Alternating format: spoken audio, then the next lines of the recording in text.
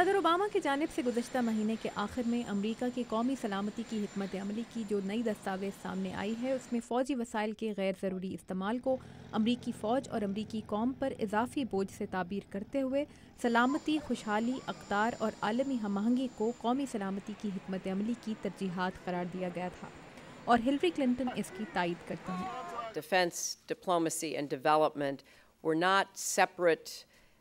entities. گزشتہ ماہ کے آغاز میں نیو یارک کے ٹائم سکوائر میں دہشت گردی کی ناکام کوشش کے بعد امریکی قومی سلامتی کے ادارے متحرک ہیں، اور امریکہ آ کر بسنے والے ایک بظاہر بے ضرر تعلیم یافتہ نوجوان کا نام اور اس سے متعلق چھوٹی بڑی خبریں پچھلے ایک ماہ سے امریکی اخبارات کی ہیڈ لائنز کا موضوع بنی ہوئی ہیں۔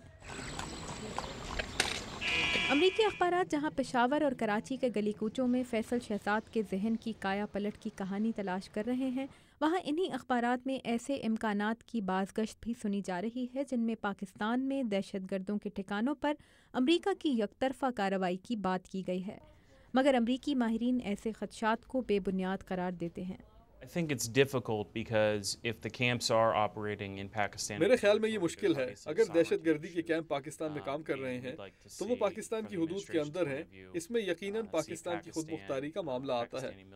ہم نے دیکھا ہے کہ حال ہی میں امریکی سینٹ میں طالبان کو غیر ملکی دہشت گرد قرار دینے کی کوشش کی گئی تاکہ امریکہ کو طالبان کے خلاف کسی کارروائی کا اختیار مل جائے،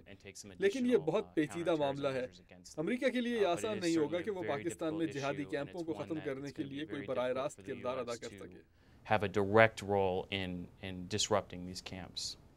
کائل سپیکٹر واشنگٹن کے ایک تھنک ٹینک کے امریکی سلامتی کے پروگرام سے منسلک ہیں اور کہتے ہیں کہ نیو یارک میں دہشت گردی کی ناکام کوشش کے بعد امریکی عہدیداروں کی جانب سے دیے گئے سخت بیانات کا مخاطب پاکستان نہیں امریکی عوام تھے، اور امریکی دفاعی عہدیداروں کے پاکستان کے مسلسل دورے اسی افہام و تفہیم کو قائم رکھنے کی کوشش تھے جو دہشت گردی کا راستہ روکنے کے لیے امریکہ اور پاکستان کے درمیان ناگزیر ہے۔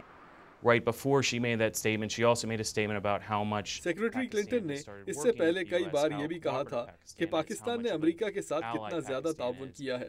اور وہ امریکہ کا کتنا اہم اتحادی ہے۔ تو میرے خیال میں امریکہ میں کسی حد تک یہ غصہ موجود ہے کہ اگر کوئی دہشت گردی کا واقعہ ہوا ہے اور انٹیلیجنس ذرائع سے پتہ چلتا ہے کہ فیصل شہزاد کو پاکستان میں تربیت دی گئی تھی، تو پبلک میں غصہ تو ہوگا، اور پالیسی میکرز اور سیاستدان جو رد عمل ظاہر کرتے ہیں اس میں پاکستان کے لیے مذمتی رویہ نظر آ سکتا ہے کہ دونوں ملکوں کے درمیان ہر سطح پر اتنا تعاون ہوا ہے، اس کے باوجود ایسا کیوں کر ہوا؟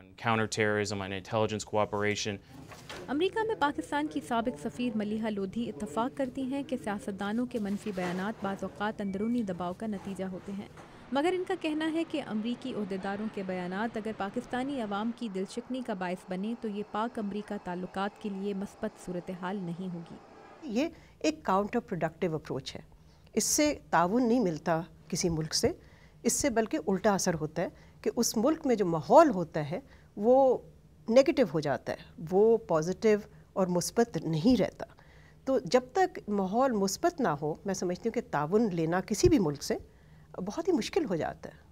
ملیحہ لودھی نیو یارک میں دہشت گردی کی ناکام کوشش کے بعد امریکہ میں پہلی بار اندرونی دہشت گردی کی اصطلاح پر بحث کے آغاز کو خوش آئند قرار دیتی ہیں، مگر ان کا کہنا ہے کہ بحث دہشت گردی کی وجوہات پر بھی ہونی چاہیے جو اب بھی شروع نہیں کی گئی۔ پہلے تو یہ کہ ہمیں اس کے وجوہات دیکھنے چاہیے کہ جس کو ہم کہتے ہیں ریڈیکلائزیشن کا پروسیس، جس کی وجہ سے لوگ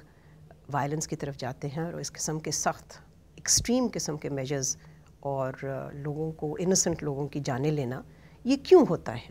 تو میں سمجھتی ہوں کہ یہ ایک مثبت چیز ہے کہ امریکہ میں بھی ایک ڈبیٹ شروع ہو رہی ہے۔ ابھی یہ ڈبیٹ بہت آگے تک نہیں گئی ہے،